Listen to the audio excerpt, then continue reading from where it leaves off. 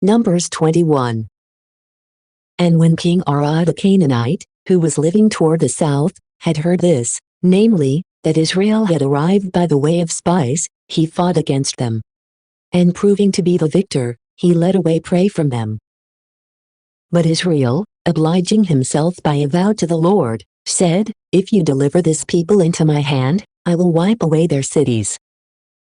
And the Lord heard the prayers of Israel, and he delivered the Canaanite, who they put to death, overthrowing his cities.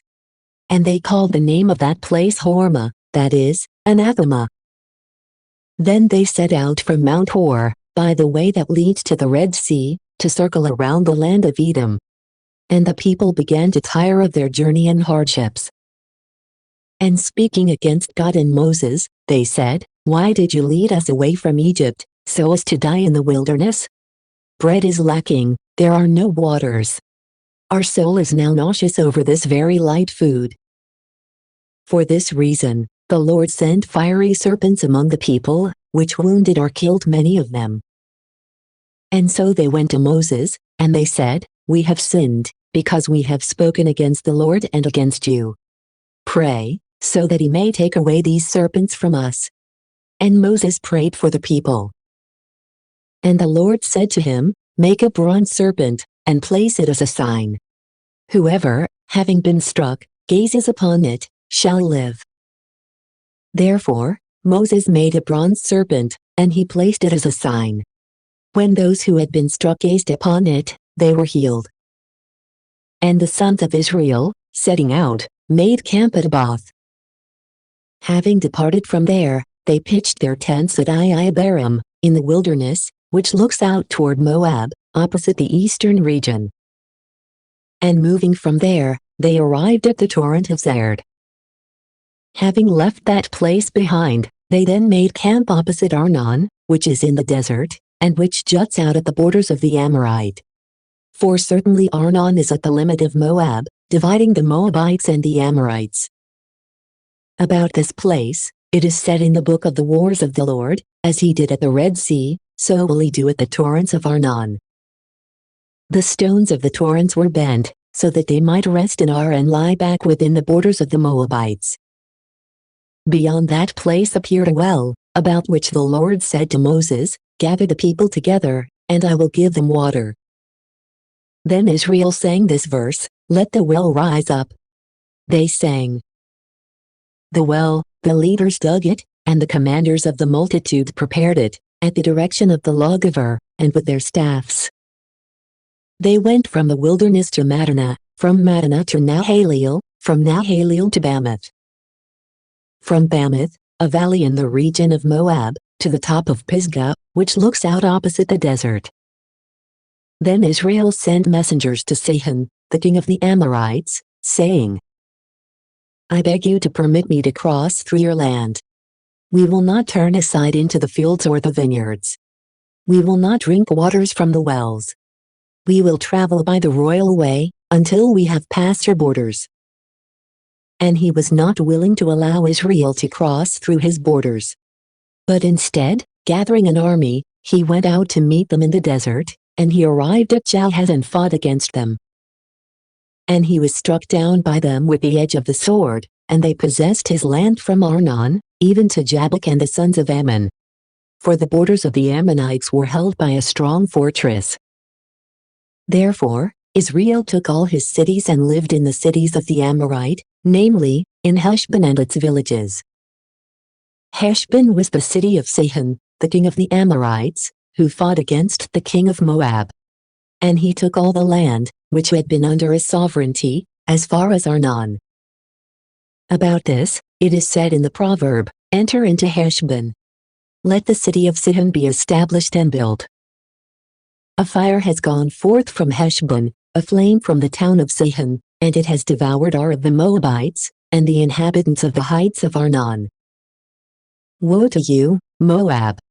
You are perishing, O people of Chemosh. He gave flight to his sons, and he gave the daughters into captivity, to the king of the Amorites, Sihon. Their yoke has been scattered from Heshbon even to Dibon. They have passed through, wearily, into Napha, and as far as Medeba. And so Israel lived in the land of the Amorite. And Moses sent some to explore Jazer. These captured its villages and possessed its inhabitants. And they turned themselves and descended along the way of Bashan. And Og, the king of Bashan, met them with all his people, to fight at Edrei. And the Lord said to Moses, "Do not be afraid of him. For I have delivered him, and all his people, as well as his land, into your hand. And you shall do to him just as you did to Sihon, the king of the Amorites, the inhabitant of Heshbon." Therefore, they struck him down also, with his sons, and all his people, even to utter destruction, and they possessed his land. Numbers 22. And they set out and made camp in the plains of Moab, across the Jordan, where Jericho is situated. Then Balak, the son of Zippor, seeing all that Israel had done to the Amorite, and that the Moabites had great fear of him, and that they were not able to bear his assault, said to those greater by birth of Midian, "So will this people wipe away all those who are dwelling within our borders, in the same way that the ox is accustomed to tear out grass, all the way to the roots." At that time, he was king of Moab. Therefore, he sent messengers to Balaam, the son of Beor, a seer who lived above the river of the land of the sons of Ammon, to call him, and to say, "Behold, a people has gone forth from Egypt, which has covered the face of the earth. They are encamped opposite me. Therefore, come and curse this people, for they are stronger than I am. If only, in some way, I might be able to strike them and to drive them from my land. For I know that he whom you bless shall be blessed, and he whom you curse shall be cursed." And the elders of Moab, and those greater by birth of Midian, continued on, holding the prize of divination in their hands. And when they had come to Balaam, and had explained to him all the words of Balak, he responded, "Remain for this night, and I will answer with whatever the Lord will say to me." And while they stayed with Balaam, God came and said to him, "What do these men want with you?" He responded, "Balak, the son of Zippor, the king of the Moabites has sent to me, saying, Behold, a people, which has gone forth from Egypt, has covered the face of the earth. Come and curse them, so that, in some way, I may be able to fight them and drive them away." And God said to Balaam, "Do not go with them, and do not curse the people, for they are blessed." And he, rising up in the morning, said to the leaders, "Go into your own land, for the Lord has prohibited me from going with you." Returning, the leaders said to Balak, "Balaam was not willing to come with us." Again, he sent many more persons, and these were more noble than those he had sent before. And when these had come to Balaam, they said, "So says Balak, the son of Zippor, do not hesitate to come to me. For I am ready to honor you, and whatever you would want, I shall give to you. Come and curse this people." Balaam responded, "Even if Balak were to give to me his own house, filled with silver and gold, I still would not be able to change the word of the Lord my God, neither to say more, nor to say less. I beg you to remain for this night also, so that I may know what the Lord will answer me again." Therefore, God came to Balaam in the night, and said to him, "If these men have arrived to call you, then rise up and go with them, yet only in so far as you shall do what I will command you." Balaam rose up in the morning, and saddling his donkey, he set out with them. And God was angry. And an angel of the Lord stood in the way opposite Balaam, who was sitting on the donkey, and he had 2 servants with him. The donkey, discerning that the angel was standing in the way with a drawn sword, turned herself from the road and went through a field. And when Balaam beat her and intended to return her to the path, the angel stood in a narrow place between the 2 walls, with which the vineyards were enclosed. And the donkey, seeing this, drew herself close to the wall and scraped the foot of the rider. So he beat her again. And, nevertheless, the angel passing on to a narrow place, where one would not be able to deviate either to the right or to the left, stood to meet him. And when the donkey had seen the angel standing there, she fell under the feet of the rider, who, being angry, struck her sides more vehemently with the club. And the Lord opened the mouth of the donkey, and she said, "What have I done to you? Why do strike you me, behold now, for the third time?" Balaam responded, "Because you have deserved it, and you have mistreated me. If only I had a sword, so that I might pierce you." The donkey said, "Am not I your animal, on which you have always been accustomed to sit, even until this present day? Tell me, when did I ever do the same thing to you?" But he said, "Never." Immediately, the Lord opened the eyes of Balaam, and he saw the angel standing in the way with a drawn sword, and he reverenced him prone on the ground. And the angel said to him, "Why did you beat your donkey 3 times? I have come to be an adversary to you, because your way is perverse and contrary to me. And unless the donkey had turned aside from the way, allowing a place for my opposition, I would have killed you, and she would have lived." Balaam said, "I have sinned, not knowing that you stood against me. And now, if it displeases you for me to continue on, I will return." The angel said, "Go with them, but be careful not to speak anything other than what I shall instruct you." And so, he went with the leaders. And when Balak had heard it, he went out to meet him in a town of the Moabites, which is situated at the furthest borders of Arnon. And he said to Balaam, "I sent messengers to call you. Why did you not come to me immediately? Was it because I am not able to pay the cost for your arrival?" He answered him, "Behold, here I am. Am I able to speak anything other than what God will put into my mouth?" Therefore, they continued on together, and they arrived at a city, which was at the furthest borders of his kingdom. And after Balak had killed oxen and sheep, he sent the gifts to Balaam, and to the leaders who were with him. Then, when morning arrived, he led him to the heights of Baal, and he gazed upon the most distant portions of the population. Numbers 23. And Balaam said to Balak, "Build 7 altars here for me, and prepare as many calves, and the same number of rams." And when he had acted according to the words of Balaam, they placed a calf and a ram together on each altar. And Balaam said to Balak, "Stand for a little while next to your holocaust, until I go, to see if perhaps the Lord will meet with me. And whatever he will command, I shall speak to you." And after he had quickly departed, God met with him. And Balaam, speaking to him, said, "I have set up 7 altars, and I have placed a calf and a ram on each." Then the Lord placed the word in his mouth, and he said, "Return to Balak, and you shall say this." Returning, he found Balak standing next to his holocaust, with all the leaders of the Moabites. And taking up his parable, he said, "Balak, king of the Moabites, has led me from Aram, from the mountains of the east. Come forth," he said, "and curse Jacob. Hurry and condemn Israel. How shall I curse him, whom God has not cursed? For what reason would I condemn him, whom the Lord does not condemn? I will look upon him from the tops of the stones, and I will consider him from the hills. This people shall dwell alone, and they shall not be counted among the nations. Who can number the dust that is Jacob, and who can know the number of the stock of Israel? May my soul die a just death, and may my end be like theirs." And Balak said to Balaam, "What is this that you are doing?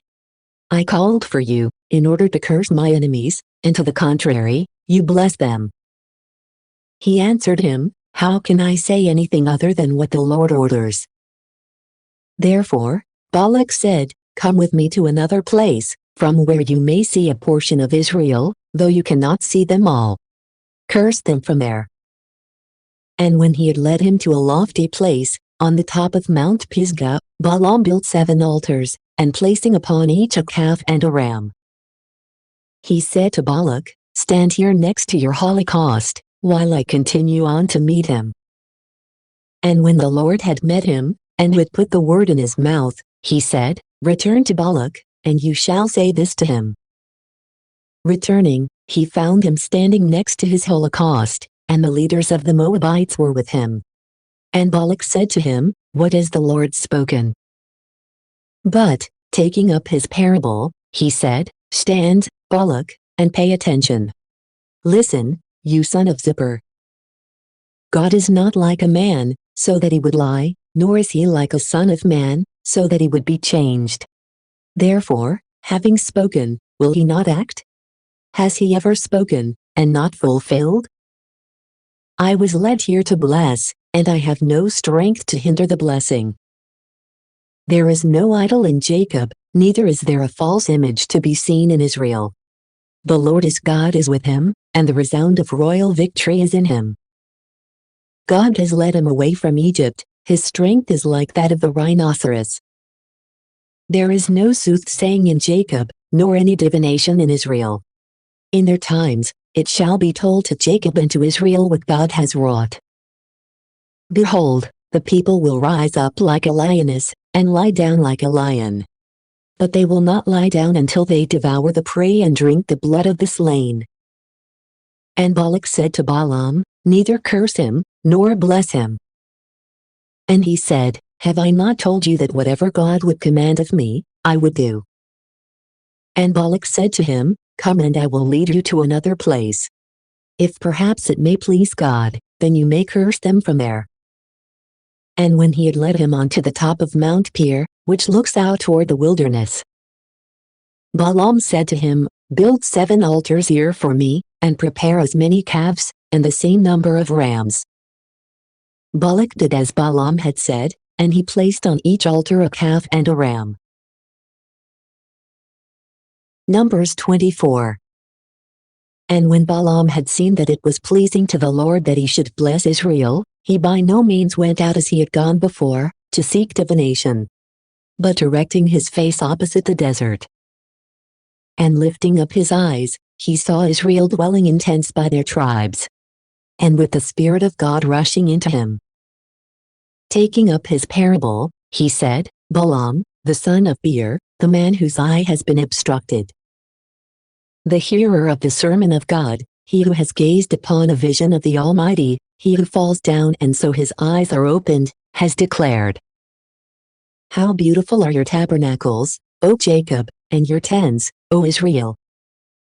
They are like forested valleys, like gardens irrigated next to rivers, like tabernacles which the Lord has fixed, like cedars close to waters. Water shall flow from his jar, and his offspring shall be amid many waters, because Agag, his king, shall be taken, and his kingdom shall be removed. Away from Egypt, God has led him, whose strength is like the rhinoceros. They shall devour the nations that are his enemies, and break their bones, and pierce them with arrows. Lying down, he has slept like a lion, and like a lioness, whom no one would dare to awaken. He who blesses you, shall himself also be blessed. He who curses you, shall be considered cursed. And Balak, being angry against Balaam, clapped his hands together and said, I called you to curse my enemies, and, to the contrary, you have blessed them 3 times. Return to your place. I had decided, indeed, to honor you greatly, but the Lord has deprived you of the designated honor. Balaam responded to Balak, Did I not say to your messengers, whom you sent to me? Even if Balak would give me his house, filled with silver and gold, I still could not go away from the word of the Lord my God, so as to offer anything, either good or evil, from my own heart, but whatever the Lord will speak, this, too, I shall speak. Yet truly, as I continue on to my own people, I will give you counsel as to what this people shall do to your people in the end times. Therefore, taking up his parable, he again spoke, Balaam the son of Beor, the man whose eye has been obstructed. The hearer of the sermon of God, he who knows the doctrine of the Most High, and who sees the visions of the Almighty, who, falling down, has his eyes opened, has declared, I shall see him, but not presently. I shall gaze upon him, but not soon. A star shall rise out of Jacob, and a rod shall spring up from Israel. And he shall strike down the commanders of Moab, and he shall devastate all the sons of Seth. And he shall possess Idumea, the inheritance of Seir shall fall to their enemies. Yet truly, Israel shall act with strength. From Jacob will be he who shall be ruler. And he shall perish the remnants of the city. And when he saw Amalek, taking up his parable, he said, Amalek, first among the Gentiles, whose very end shall be perdition. Likewise, he saw the Cainites, and taking up his parable, he said, Robust, indeed, is your habitation. But though you will set your nest in a rock, and you will be elect among the stock of Cain, how long will you be able to remain? For Assur shall take you captive. And taking up his parable once more he said, Alas! Who will be able to survive, when God will do these things? They shall arrive in Greek warships from Italy. They shall overcome the Assyrians, and they shall devastate the Hebrews, and yet, at the very end, even they themselves shall perish. And Balaam rose up, and he returned to his place. Likewise, Balak went back, along the way by which he had arrived. Numbers 25. Now Israel, at that time, dwelt in Shittim, and the people were fornicating with the daughters of Moab, who called them to their sacrifices. And they ate, and they adored their gods. And Israel was initiated into Baal of Peor. And so the Lord, being angry, said to Moses, Take all the leaders of the people, and hang them on gallows against the sun, so that my fury may be averted from Israel. And Moses said to the judges of Israel, Let each one kill his neighbors, who have been initiated into Baal of Peor. And behold, one of the sons of Israel entered, in the sight of his brothers, to a prostitute of Midian, within view of Moses and of all the crowd of the sons of Israel, who were weeping before the door of the tabernacle. And when Phinehas the son of Eleazar, the son of Aaron the priest, had seen it, he rose up from the midst of the multitude, and, seizing a dagger, he entered after the Israelite man, into the brothel, and he pierced both of them at the same time, specifically, the man and the woman at the location of their genitals. And the scourge ceased from among the sons of Israel. And there were slain 24,000 men. And the Lord said to Moses, Phinehas the son of Eleazar, the son of Aaron the priest, has averted my wrath from the sons of Israel. For he was moved against them by my zeal, so that I myself, in my zeal, might not wipe away the sons of Israel. Because of this, say to him, Behold, I give to him the peace of my covenant. And the covenant of the everlasting priesthood shall be as much for him as for his offspring. For he was zealous on behalf of his God, and he has made expiation for the wickedness of the sons of Israel. Now the name of the Israelite man, who was killed with the Midianite woman, was Zimri the son of Salu, a leader from the kinship and tribe of Simeon. Moreover, the Midianite woman, who was put to death together with him, was called Cosbi the daughter of Tsor, a most noble leader among the Midianites.